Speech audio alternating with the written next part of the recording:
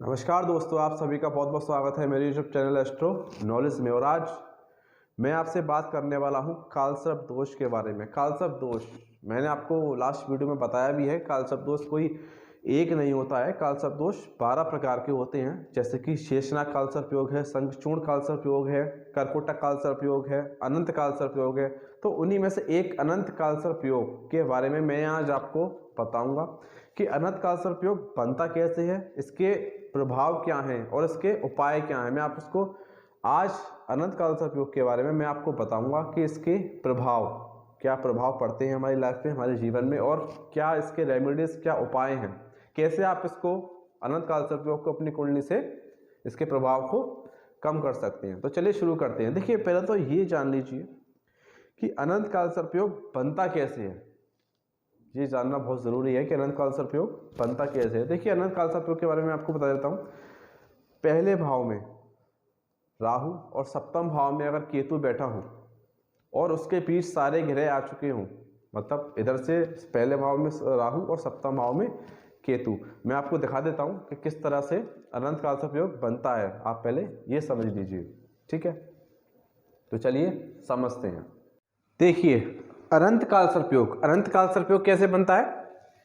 जब लग्न में यानी पहले भाव में राहु और सप्तम भाव में केतु बैठता है तब अनंत कालसर्प योग बनता है, ठीक है।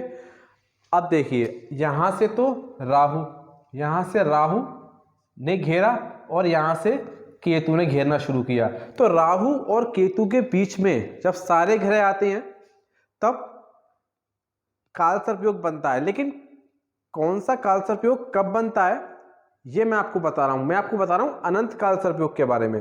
अनंत कालसर्प योग कब बनता है, जब पहले भाव में यानी लग्न में राहु बैठा हो और सप्तम भाव में केतु बैठा हो, और ठीक है, और इसके बीच सारे ग्रह आ जाएं, जब बनता है अनंत कालसर्प योग।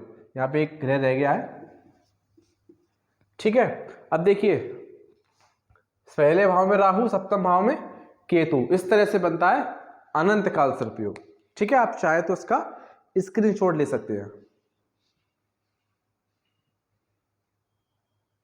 तो देखा आपने कितना इजीली मैंने आपको बताया कि अनंत कालसर्प योग कैसे बनता है। अब इसके प्रभाव जान लीजिए। देखिए, जिस इंसान की कुंडली में अनंत कालसर्प योग होता है, ठीक है, उस इंसान के परिवार में अक्सर लड़ाई झगड़े होते रहते हैं, घर में कलह बनी रहती है। कलह का मतलब लड़ाई झगड़े, ठीक है। और परिवार से यानी फैमिली से, जो फैमिली में जितने भी मेंबर हैं उससे कभी भी कोई रेस्पॉन्स नहीं मिलता, अच्छा रेस्पॉन्स नहीं मिलेगा, बेनिफिट नहीं मिलेगा, ठीक है। और उसके जो एक्वार्टेंस हैं, जो उसके फ्रेंड्स हैं, ठीक है, जिनसे वो फैमिलियर है, जिनसे वो परिचित है, उनसे अक्सर धोखा मिलने की आशंका बनी रहती है।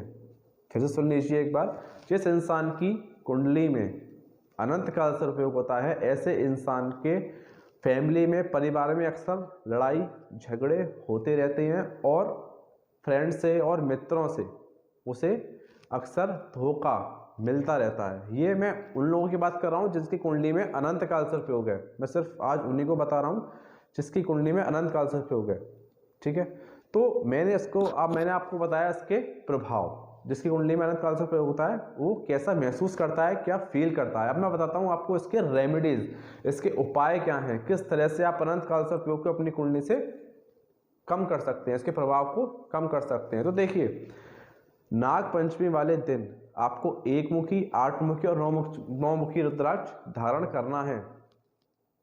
फिर से सुन लीजिए, नाग पंचमी वाले दिन आपको 1 मुखी, 9 मुखी और 8 मुखी रुद्राक्ष धारण करना है।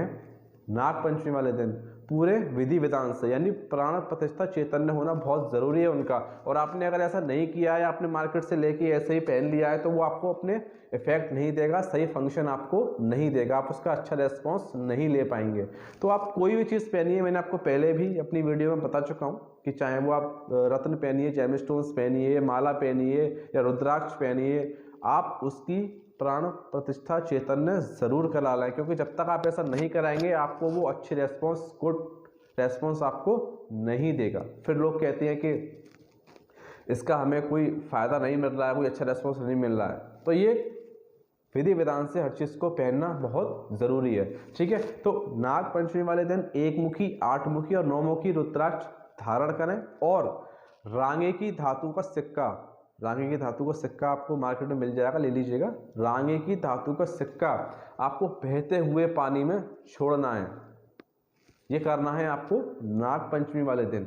आप नाग पंचमी वाले दिन इस रेमेडीज, इस उपाय को आप करिए। मैं गारंटी ले रहा हूँ कि 110% आपको इस अनंत काल सर्पयोग से मुक्ति मिलेगी।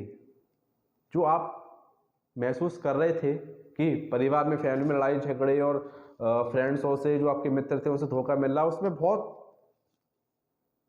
प्रभाव जो है उसका वो बहुत कम हो जाएगा। ठीक है, आप अच्छा रेस्पॉन्स आप इसका महसूस करने लगेंगे। आप इस उपाय को करिए, लेकिन नाग पंचमी वाले दिन करिएगा। ठीक है, तो आज मैंने आपको बताया अनंत काल सर्पयोग कैसे बनता है, इसका प्रभाव क्या है और इसके उपाय क्या है। नेक्स्ट वीडियो में मैं आपको बताऊंगा जो अभी 11 काल सर्पयोग रह गए हैं उसका प्रभाव भी बताऊंगा, उसके उपाय भी मैं आपको बताऊंगा। ठीक है, जब तक के लिए आप मुझे दीजिए इजाज़त। और अगर आपने मेरे चैनल को लाइक शेयर सब्सक्राइब नहीं किया है तो प्लीज़ आप मेरे चैनल को लाइक शेयर सब्सक्राइब कर दीजिए। और